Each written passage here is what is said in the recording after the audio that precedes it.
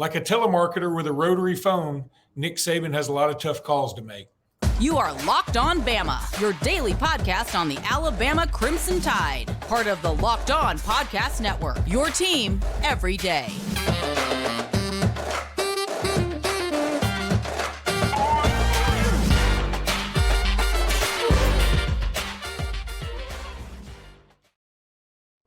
Hey, everybody, and welcome back into Locked On Bama. Luke Robinson as me, Jimmy Stein as him. Jimmy, how are you today? I'm going to ask you. That was not a cold open. That was hot. It's a hot take, baby. That was a hot comedy. That was a zinger, man. Telemarketer with a rotary phone. That would be awful.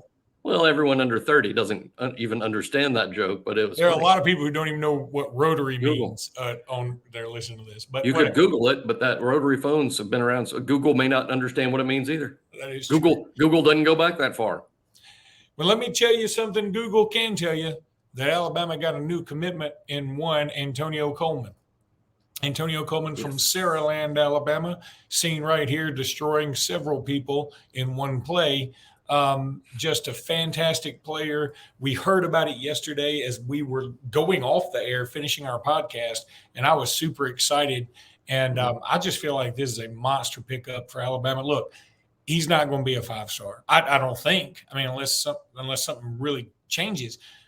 But I love him. I just think this is you know who he reminds me of a little bit is Curtis Perry, because he is a little undersized, but I'm just so in love with him.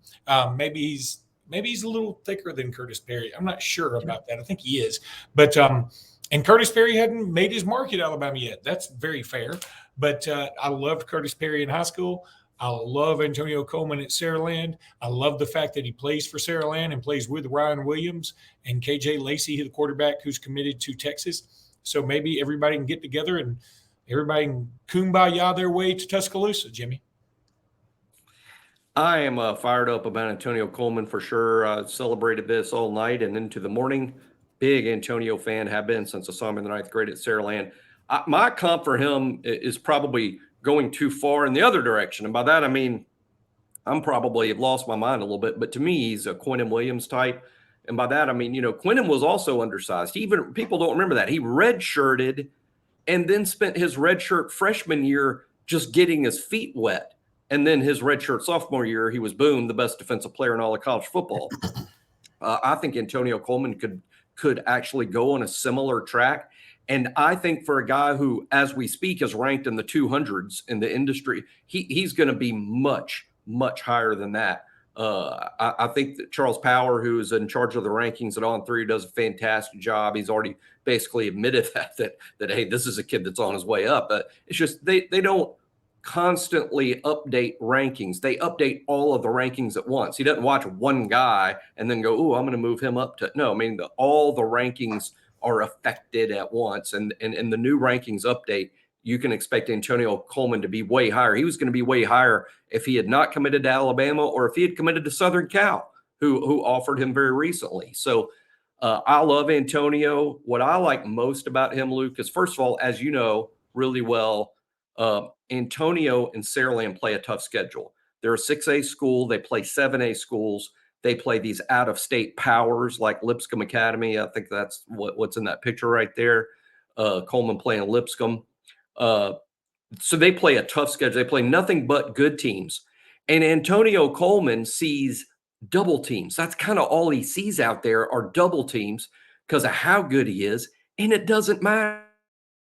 He is still super productive in terms of, we're talking about a defensive tackle, Luke, that routinely racks up double-digit tackles in a game, and not double-digit TFLs, but over the course of a season, he will. I mean, the production in terms of sacks, tackles for loss, just regular tackles, unreal considering the amount of double teams he sees.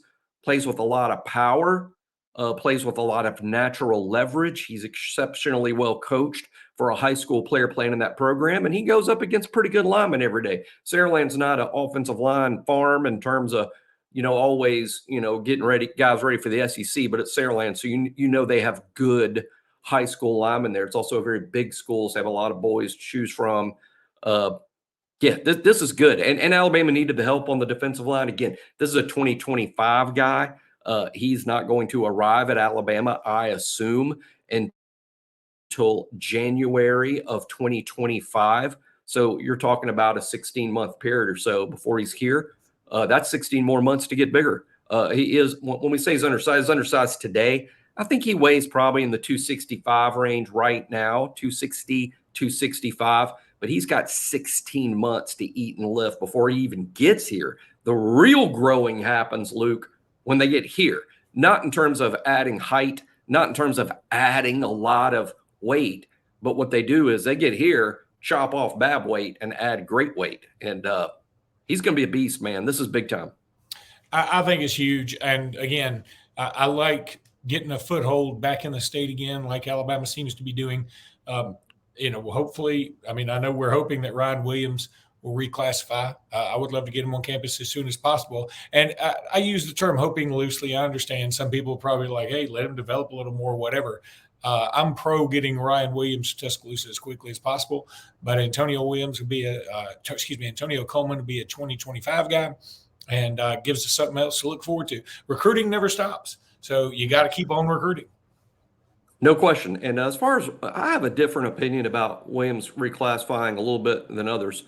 First of all, I think the most important thing about him reclassifying that makes me excited is just getting him on campus and getting him signed and getting him here. Getting him to Tuscaloosa so we can stop worrying about him getting poached, because there's not a college football program in the country that wouldn't put together a massive NIL package for him. And this is a highly recruited, highly regarded kid. So I want it to be recruiting to be over and for him to be here. Now, that aside, I'm not as big of a fan of reclassifying in general. Another thing about Ryan is he's not the biggest kid in the world. It's just natural. He's just not a big kid. He's never going to be a big kid. He's going to always be built like Devontae Smith. But he's also young for his class. Some kids, like for instance, Des Ricks, he reclassified and he came to Alabama, and it looks like he's redshirting. But Des Ricks is the same age as the other freshman who just showed up. Des reclassified, but he was already an 18-year-old junior. Ryan Williams, as we're recording this, Luke, he's 16 years old right now. I'm a little like, well, is this the best thing for him? Is this the best thing for sports? Because there's a lot of reclassifying going on out there now. And we know it's all NIL related, really, in terms of, wait a minute, this used to be uncommon. And now, just look in basketball, Luke. We don't talk about a basketball prospect that's not talking about reclassifying, right? This is the new thing. And I'm not sure it's best for the kids. And that's what I want it to be. I want my team to win, but I want the system to be set up the best we can to help protect these kids. And I'm not sure reclassifying is the greatest thing. I'd just assume none of them do it. Frankly, I'm the old man, right? So I just assume these kids stop graduating in January and do normal high school like we all did, and do baseball and their proms and spend another spring, with their families when they're high school age. But I guess that toothpaste has left the tube and is not getting stuffed back in. You sound like a man who has a rotary phone still, is what you sound like. There's no doubt about that. Jimmy, I need to tell everybody about eBay Motors. Passion, drive, and patience. What brings home the winning trophy is also what keeps your ride or die alive. eBay Motors has everything you need to maintain your vehicle and level it up to peak performance. From subchargers, roof racks, exhaust kits, LED headlights, and more, whether you're into speed, power, or style, eBay Motors has got you covered. With over 122 million parts for your number one ride or die, you'll always find exactly what you're looking for. And with the eBay Guaranteed Fit, your part is guaranteed to fit your ride every time or your money back. Because with eBay Motors, you're burning rubber, you're not burning cash. With all the parts you need at the price you want, it's easy to turn your car into the MVP and bring home that win. Keep your ride or die alive at ebay.com/motors. eBay Guaranteed Fit, only available to U.S. customers. Eligible items only. Exclusions do apply. The rest of this week, we're going to just start getting into South Florida And while we're talking about South Florida, I think it's important to note that Nick Saban's got an important call to make. Who's going to be the starting quarterback? Jimmy, you and I believe that it'll continue to be Milroe. I think, at least I believe that for now. I can be persuaded to believe that it'll be Tyler Buckner. I believe it'll be one of those two. I'm leaning first snap taken, 80% sure it's Milroe, 20% sure it's Tyler Buckner. What do you think right now? I think it'll be Milroe. That's what I think right now. But keep in mind two things. There's what I think and what I know. Okay. And sometimes I know things, sometimes, not all the time. We both have sources and can learn some things some of the time, but that's the way inside scoop and inside information goes. You don't always have it. So there's what I think and what I know. What I don't know anything. I don't know as we sit here. I hear things, but I don't know. I think it'll be Milroe as we record this on a Tuesday afternoon at 3:30. I think it'll be Milroe. I'm not going to be floored if it's Tyler Buckner. I'm not going to be floored. I'll be slightly surprised. And then we'll see what happens. By the way, I mean, I'm the kind of fan, I'm sure everybody that listens to the show knows me by now. I mean, I'm a big Jalen Milroe fan because he's the starting quarterback at Alabama. When Tyler Buckner becomes quarterback, guess what? I'm going to be a big Tyler Buckner fan. I mean, I'm going to support whoever's in there and whatever Coach Saban chooses. I will be somewhat excited about Buckner in this sense. I think Buckner is going to be a really good player. I think he's going to be a really good quarterback one day. I think he needs time to develop, and I don't think it will happen overnight. But I do think he's got a lot of tools in place to be a very good player. I'm not 100% convinced. However, my real football opinion, I'm not convinced he's going to be an upgrade over Jalen Milroe. I'm not convinced of that. If he is, if he's a huge upgrade over Milroe, we're not practicing right, because in practice Milroe beat him out. So that would concern me a little bit in terms of, well, what are we accomplishing in practice if Buckner's actually a lot better? But I don't think he'll be better than Milroe. I think he'll be different. And here's my thing. One last thing I'll say about it in terms of, this is 2023. A lot of us aren't new to college football. Some of you are, and that's great. And we're glad to have you. But this isn't like when we were coming up in the 80s and 90s and the aughts, Luke. Now, when you bench a quarterback, now the reality is this: he's gone, he's leaving. Not that he's literally going to leave. I think he's a good kid, is committed to his teammates. I don't think he's going to go anywhere until December. But when you bench a quarterback in 2023, that means that you have given up on the idea that he's going to be really good for you in the future. So when you move on to Buckner, in my mind, Luke, that means, well, you have really moved on. And that's fine, because all I care about first and foremost is Alabama. I want all these kids to be successful, but I care about Alabama. The only reason Milroe moving on or transferring out would bother me, the only way I'm ever going to get upset, Luke, is if Milroe goes somewhere and he's really good and the guy we have playing quarterback isn't as good as Milroe is somewhere else. Then I'll go, boy, we made a huge mistake there. But I don't really think that's going to happen, because I think Alabama's going to have a good quarterback, period. It's kind of like when Hurts left, right? He was really good. Hurts was good. He went somewhere and finished second in the Heisman race. But I still don't necessarily think we got the raw end of that deal, because I think Tua's a really good player. Now, Tua got hurt. I would like to point out that Tua did get hurt. And at the end of 2019, we were at home and Jalen Hurts was in the playoffs, so. But this is a completely different situation. And again, and I probably got ahead of ourselves there. I'm just telling people, you need to realize that all of you out there who want Buckner to be the guy, and I'm not telling you you're wrong. I'm not against that. I'm just saying that means Jalen Milroe is probably going to transfer.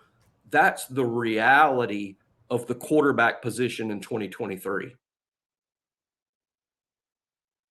That's all for me, Luke. Did I lose you? What was I calling you? Oh, did you? No. Did I lose you? You just okay. kind of okay. You just froze on. You just froze on. On the other, I couldn't tell if you were frozen or awed by my rant. By your commentary. I think that is something people need to. And, there'll be some people going, hey, if we move on from Milroe, I'm fine if Milroe moves on too. And I get that line of thinking. I believe this, that after a few days reflection upon the Texas game, I think the laying the blame at Milroe's feet is not well thought out. I believe laying some of the blame at Milroe's feet is fine. It's not like Milroe threw 3 pick sixes. I mean, Milroe did get, if you want to get the brass tacks, Milroe got us the lead, and our defense gave up a touchdown in 3 plays. Now, I think one of those plays we had a face mask, and it was like a tackle for a loss or something, and we got a face mask which really sort of hurt everything, started the drive poorly. But regardless, it's not all Milroe's fault. The people love to blame the quarterback or laud the quarterback with praise, whichever way the game goes. And really, the reality is it's somewhere in between.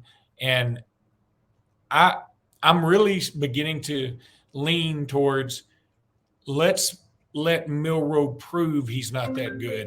We don't know that he's not that good yet. We know that my children will FaceTime me every time I'm podcasting like they just did. And I know they got to feel like I kind of don't love them because I decline the FaceTime so much. But I don't know how to edit.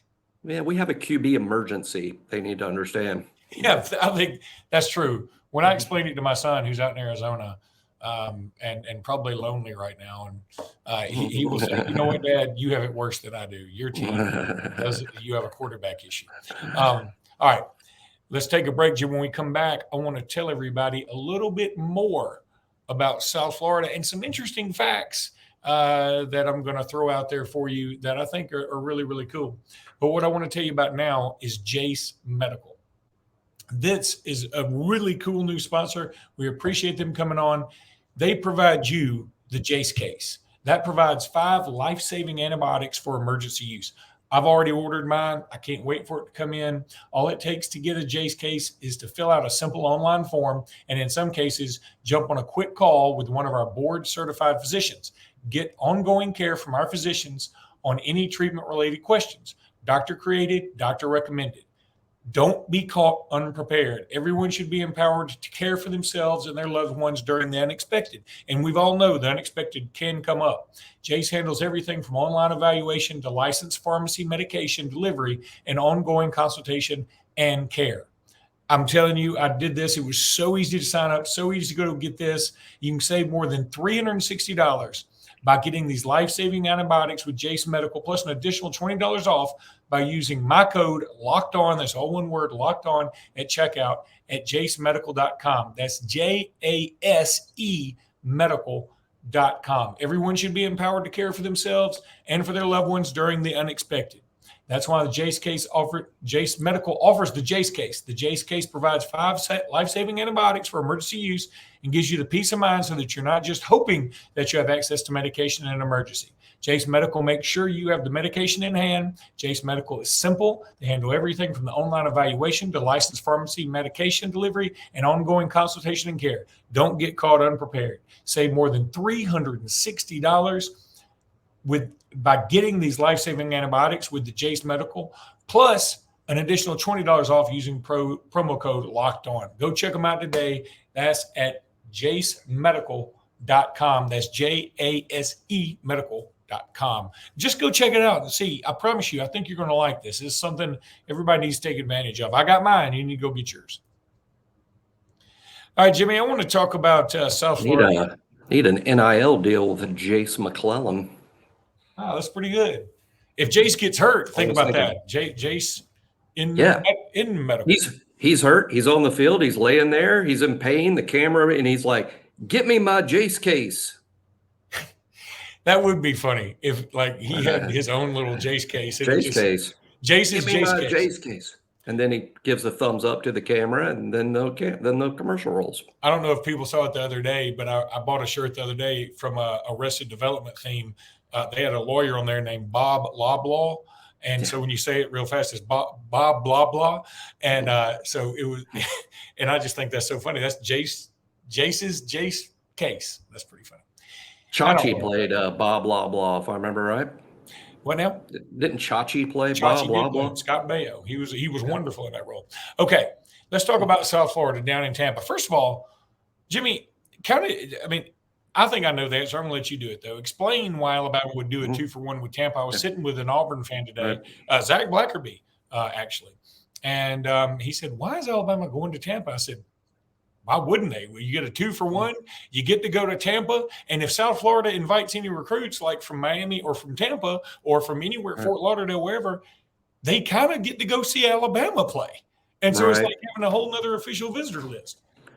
Well, okay, so Alabama wants to play 2 Group of 5 opponents per season. That's the idea. And one, they've already played one in Middle Tennessee State. The thing is, though, Group of 5s, they're not all the same. They're all different. And there's only about 65 of them, right? There's roughly 60 to 65 schools, and Alabama wants to play 2 of them every year. So when you call all 65, you call every one of them, and you say, hey, we're Alabama. You want to play? I don't know, maybe 10 or 15 go, heck no, and hang up the phone because they don't want to get beat up. And then another 15 or 20 or 30 will tell you, oh, sure, we'll do the standard deal with you, one here and one there. We're not going to do that with a Group of 5. We're not going to do a 1-and-1, a home and home, like we're talking to Notre Dame. That's not going to happen. So a few of them might say, hey, you know what? For y'all, we'll do a 2-for-1. And I think most of the time that's not going to interest Alabama. But in this case, it does, because South Florida has a pretty big following. But really the main thing is the road game, the one that we're playing this Saturday, the road game is in an area Alabama does recruit heavily. Alabama recruits the Tampa area every year, and the game is played in an NFL stadium.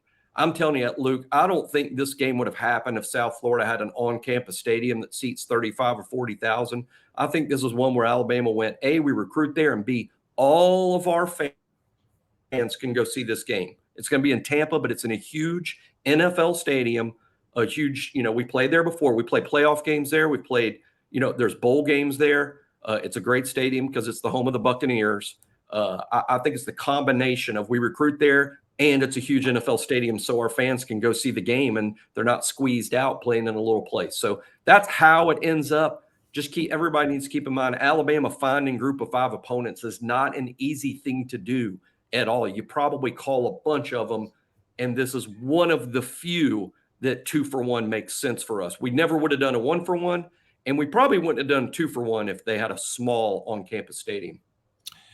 Some quick facts here that I thought people would be interested in. First of all, USF was Mike Shula's first foe, and Alabama won 40-17 back in 2003. They beat Auburn in overtime at Auburn in 2007. That was kind of fun. Interesting. Of course, we lost to Louisiana Monroe that year, so that sort of offset. They had a close loss to Florida last year. Now, I know Florida hadn't been Florida of old, but that can cause a little hand wring. They did lose to Western Kentucky already this year, and they didn't exactly blow out Florida A&M. They beat them by 14 points just last week. The second thing is you were talking about that stadium, and they played at Raymond James, but they have it was just approved like last week that they have a new on-campus stadium coming that's going to be over $300 million, and that's going to be on campus, and it's going to be, good for them.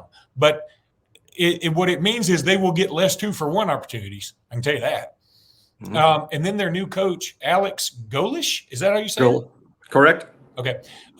He beat Alabama last year as he was the offensive coordinator and tight ends coach for the Tennessee Volunteers. So, some interesting stuff out there. Look, I would argue that South Florida potentially lost their best player from the previous year in Brian Betty to Auburn. Ironically, he transferred to Auburn. He's Auburn's return guy now. And I guess he was South Florida's best player last year. I mean, he was in the top 3. So this team is not very good. Alabama's a 31-point favorite for a reason. But as with all Alabama lines, that may be a little inflated because of Alabama's reputation. So I'm going to be interested to see how the team handles this. We're going to talk about it the rest of the week. I just thought some of those little quick facts were interesting. How about this fun fact for those following high school football in Alabama? Another South Florida quick fact. They're the South Florida Bulls. and Spanish Fort is Spanish Fort Toros. And this must probably 10 years ago. Spanish Fort High School gets a call from South Florida. Your logo looks awfully familiar. Oh, really? and you're going to have to change that. So Spanish Fort had to change their logo. Now, Spanish Fort's the Toros, which of course means bull, and it's the bulls, but the logos were so similar that Spanish Fort was requested to change their logo. So let's go get some revenge for Spanish Fort in this thing. That hurt their I think that hurt their feelings a little bit. Well, Frank, you know what? Now that you say that, when they're doing the bullfighting thing and they have the little red cape and the guy goes Toro and he picks the thing up. I guess now I never thought of it, but he was just saying bull. I mean, it's like every time Pepsi. That doesn't even make sense. Anyway, I guess it makes sense. I just if he was saying a different animal like tiger, that would be. Now that doesn't make a lot of sense. Or just something random like cheese grater. That'd be even less make sensing. Anywho, that's going to do it for today's podcast. We will be back tomorrow with more. And until then, roll tide, everybody. Roll tide.